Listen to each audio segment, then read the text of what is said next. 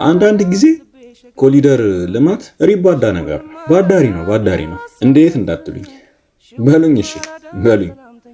ፒያሳ የብዙ ሰዎች በተለይም የአዲስ አበባ ልጆች አድባር ድምቀት፣ ከቅርብም ከሩቅም ተጠራርተን የዘነጥንባት፣ ብዙ ወጣቶች ዴቲንግ የጀመሩበት፣ መጠጥ የጀመርንበት፣ ክለብ ገብተን አንድ ቢራ አዘን በቢራው ሳይሆን ዲጄው በሚለቀው ዘፈን የሰከርንበት፣ ቻናል 5 ቼ ሴንቹሪ ሚኪ ባር ትሬን ሃውስ፣ ሌላው እናንተ ታውቁታላችሁ። ፒያሳ የብዙ የጥበብ ሰዎች መፍለቂያ እንዲሁም መደበቂያ። ብዙ ሰው ፒያሳ ሲኒማ ለማየት ይመጣል እንጂ ከሲኒማ ቤቱ ጀርባ ባሉ ጫ ቤቶች የፊልሙ ሐሳብ እንደሚጠነሰስ አያውቅም።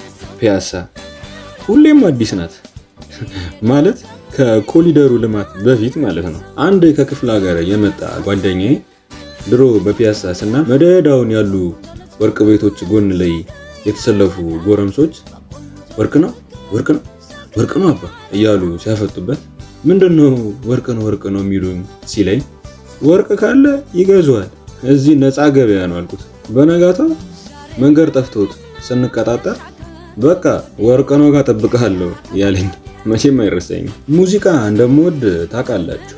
ለዚህም ምስክሬ ፕሮፋይሌ። ጭፈራ አልወድም፣ ሙዚቃ መስማት ግን ቶኝ እሰማው የለ እንዴ። ማን ነው ግን ፒያሳ መጥቶ የድሮ ዘፈኖችን እየሰማ ግሪክ ሙዚቃ ቤት ጎን ድራፍት የጠጡ? ድራፍትና ሙዚቃ ቦታቸውን ያገኙበት ቤት። እዛ ቤት የሚከፈቱ ሙዚቃዎች ሙዚቀኞቹ የሚበሉት የሚጠጡት እዛው ይመስለኝ ነበር። ምክንያቱም ሙዚቃው ሌላ ቦታ ሰምቼው አላውቅም። ወይ ፒያሳ እንደዚህ ሆንሽ በቃ